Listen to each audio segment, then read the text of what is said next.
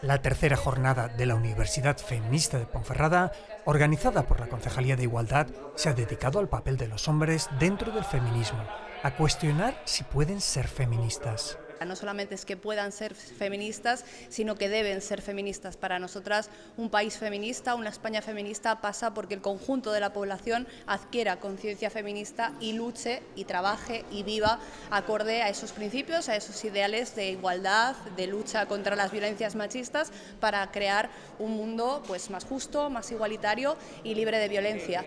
4 hombres comprometidos con el feminismo, Carlos Barea, Octavio Salazar, Richard Bacete y Raúl Rojas, han aportado su experiencia y su visión sobre cómo el machismo tiene un impacto real en los hombres. Efectivamente, a las mujeres el machismo nos asesina, nos viola, nos explota sexualmente, pero esto también tiene un impacto en la vida de los hombres, esa masculinidad tradicional, ese corsé que también afecta a los hombres, y vamos a aprender un poco más.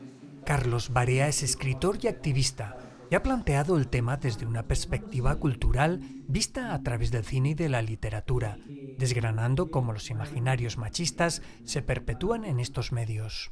Pues aparentemente debería de haber ido a mejor, pero no, no ha mejorado, porque al final esa construcción en las películas de acción, por ejemplo, ese rol va a estar presente siempre. ¿Qué ocurre? Que ahora, por lo denominado políticamente correcto, se meten inclusiones periféricas, por decirlo de alguna forma, pues el personaje racializado, el personaje trans, el personaje LGTB, pero lo que es el núcleo central sigue estando ahí, que es esa masculinidad hegemónica, y además justo todo se construye en torno a eso. En el caso de la literatura, Carlos afirma que hay más flexibilidad, ya que permite una apertura al feminismo de forma más experimental. Yo, por ejemplo, como escritor, puedo autopublicar mi libro, puedo irme a una editorial independiente que apenas haya gasto. Entonces, eso obliga a que la industria arriesgue menos. Entonces, pueden experimentar más, nunca mejor dicho, en ese campo, porque al final el mundo del cine y la televisión es muchísimo más caro, y el mundo de la literatura, por eso también, bien que es muy conservador, pero también se permite el lujo un poco de arriesgar y de ser un poco más rupturista. El catedrático de Derecho Constitucional, Octavio Salazar, ha planteado su intervención centrándose en la masculinidad como ejercicio de poder, que sigue impidiendo que haya una igualdad real y efectiva.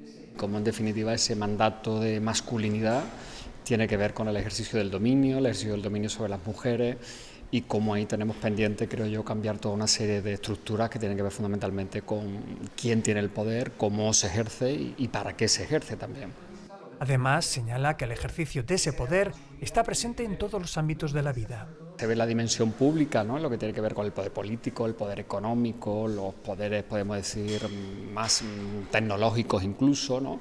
Pero también se ve en lo privado, ¿no? Cómo se articulan las relaciones personales, las relaciones amorosas, la sexualidad. Yo creo que la sexualidad es un ámbito, un espacio en el que la sexualidad masculina tiene que ver sobre todo con el ejercicio del dominio, ¿no?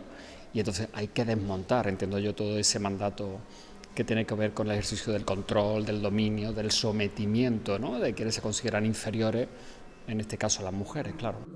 Richard Bacete, que es escritor y coordinador de Equimundo, ha reflexionado sobre cómo el feminismo le ha ayudado a entender la realidad de las personas desde un punto de vista personal. Cuando empiezas a sacar de debajo de las piedras vivencias, ¿no? y la dureza de muchos de los pasajes de la socialización entre chicos, ¿no? Que al final lo terminas normalizando, pero yo creo que todos en alguna medida hemos vivido situaciones donde se nos ha dañado mucho, ¿no? Y cuando se daña a un ser humano se produce un efecto perverso, que es la incapacidad de no dañar o de cuidar a las demás personas. También ha aportado su experiencia como padre de 3 hijos a la hora de transmitirles los valores feministas.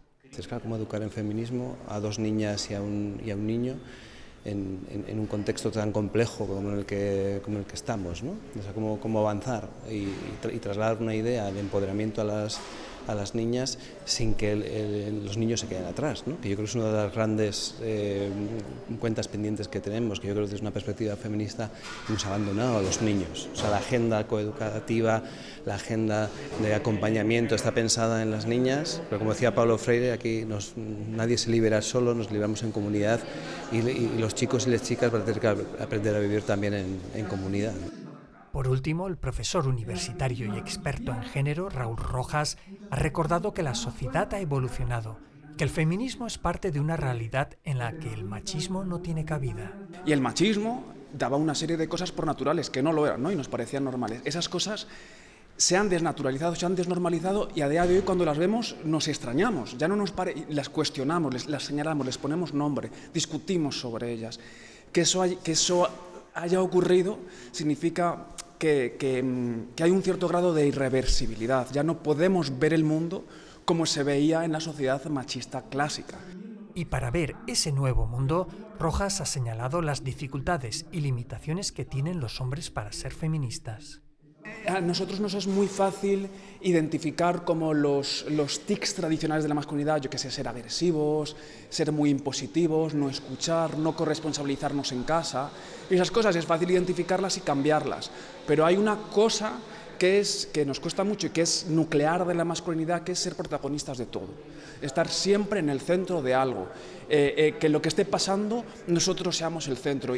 Ha cerrado su intervención recordando que el feminismo está aquí para quedarse, que al igual que se dieron cambios en otros tiempos de la historia de forma lenta y paulatina, este es un cambio cultural que con los años será una realidad.